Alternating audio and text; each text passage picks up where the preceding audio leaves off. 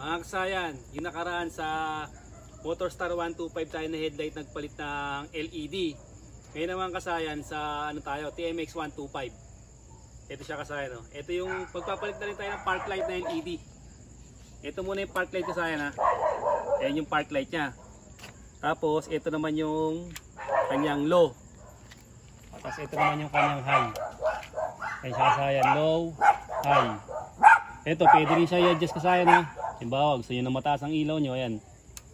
Low, high. Low, high. Ayan siya kasayan. High, low. Ito natin sa gilid, ha. Ito yung low, yan yung high. Ito kasayan, tingnan nyo yung lalayo, ha. Lapit natin ng konti. Ayan yung low. Ayan yung high, ito yung low. Papalitan natin kasayang kasi malabo siya. Papalitan natin ng LED para sa LED. Okay kasayan, babalikan namin ngayon kasayan. Seset na natin. Ito na yung ikakabit natin dyan kasayan, no? Tapos magpapalit na rin tayo ng LED. LED sa may ating park light. Ngayon kasayan, kung ganito yung inyong LED, ito kasayan, ha. Kung ang LED nila ganito kasayan yung bulb type siya, hindi siya peanut bulb. Ito siya, ha. Papalitan natin to kasayan ng ano para mas malinaw at mapalitan natin ng LED. Pwede natin to palitan kasayan ng ganito. Di peanut bulb. Kung ganito kasayan na, papalitan nyo lang siya ng peanut bulb, yung gantong ano. Yun ipapalit nyo sa inyong park light. Tapos ito na yun, yung ipapalit natin dual color na siya, kagaya dun sa may kinabitan natin. Ito na siya kasayan, ha. O, tsaka yung bulb. Bubuksan lang natin kasayan sa ilalim dalawang tornilyo niya. Dito lang yung pag bubukas sa dalawang tornilyo. Philip.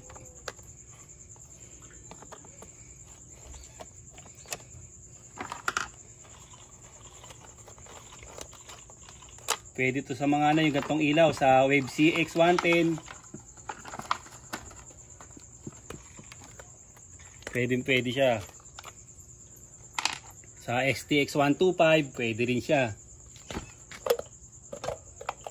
Skygo, Rusi 125, Rusi 150, pwede siya. Pwede siya, oh. Pagtatanggal nito kasayan, dito muna tayo sa ano, sa unahin na natin tong ano. Ito siya kasayan, oh. Kung ganito yung bulb niya, sinasabi ko sa inyo kasayan na bulb, ayan siya. Yung may ano pa, kung ganito yung bulb nyo. Yan, pwede siyang palitan ng peanut bulb para mapalitan natin ng ano, ng LED para makapamili kayo kung ano gusto yung kulay. Hindi naman yung kakalas kasayan. Papalitan natin siya, ito siya, oh. Ang ilalagay natin sa kanya yung may kulay na. Depende sa inyo kung ano gusto yung kulay.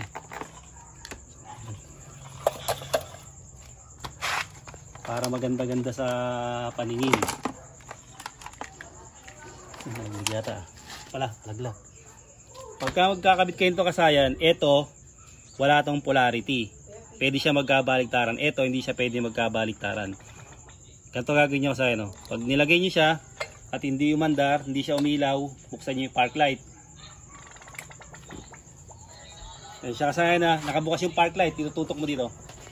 Ayan kasayan, na nakabukas yung park light pero hindi siya umilaw. Ganito lang gagawin nyo, babaligtarin nyo lang siya kasi meron siyang polarity. Baliktarin nyo lang yung kasayan na yun. Pag umilaw na, saka nyo siya ilagay. Saka nyo siya isalpak sa ano. Ito, palit na to kasayan kasi yung binigay sa atin ng customer to, walang park light. Okay, sakto rin siya kasayan, ha. Katulad nung isa, sakto rin. Ganito nga, balba, yung papalit nyo na LED. Yung kasayan, okay na, meron na tayong park light. Ito naman siya ngayon. Yung ating LED. Ito kasayan, ibubuka nyo lang to.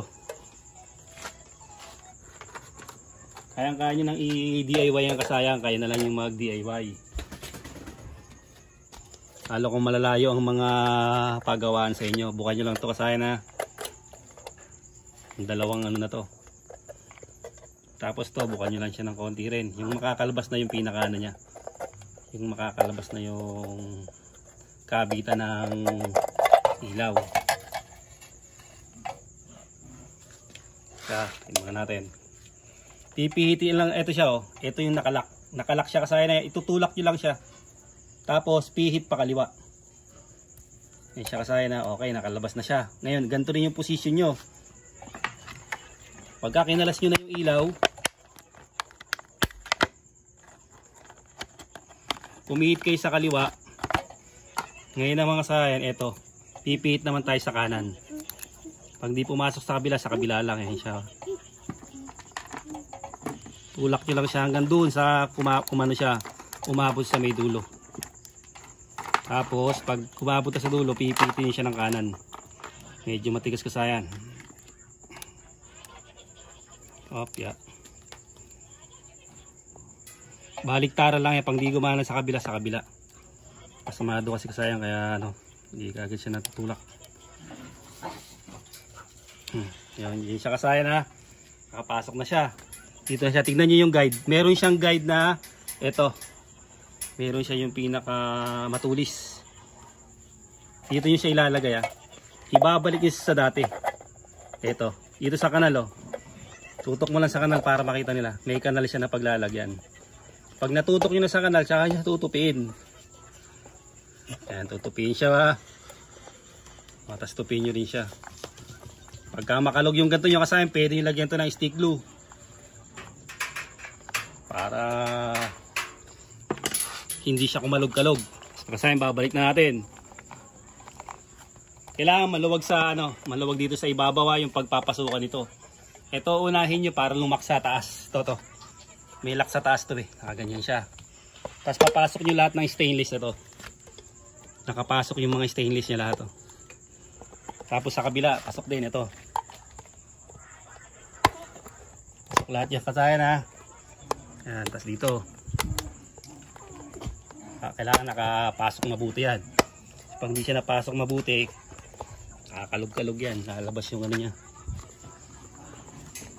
So replacement lang to kasayang, kaya hindi siya ganun kaganda yung pagkakapit niya. Tapos dito sa ilalim, importante umabot sa may tornilyuan. Nakatutok na ba kasayan?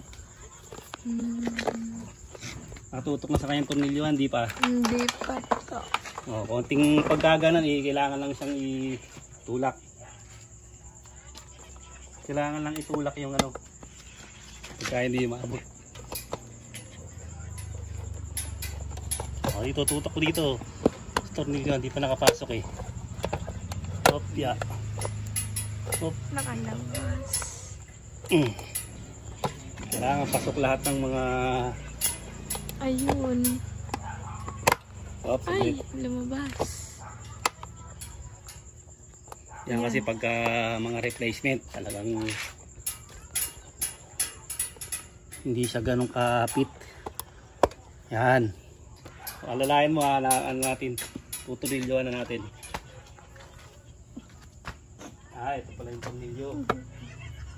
Kaya pala naman yung tornilyo eh. Kinuha ng batang makulit eh. Ito na siya, tututok nyo lang sa tornilyoan ha. Tutukan mo, baka hindi na ano. Ito ka tumutok sa kabila. Para makita yung ano, kung naka ano na siya. Nakatapat na. Nakatapat na ba? Medyo pa lang to. Hindi pa.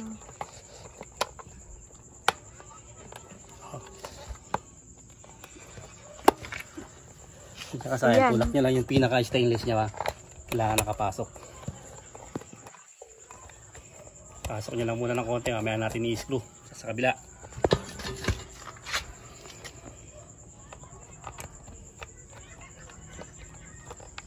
Kaya tayo nakapasok to ha.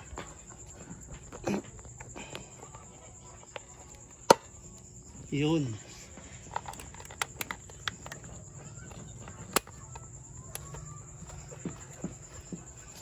Saka natin ipitan.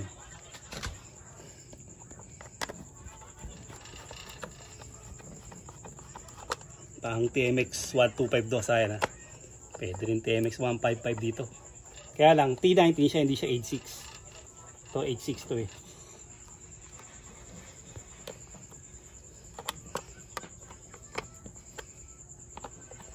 Okay kasaya, babalik tayo sa setup ng ilaw.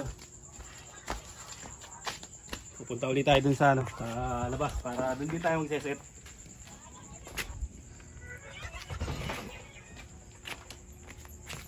Sabi mo muna yung batang makulit.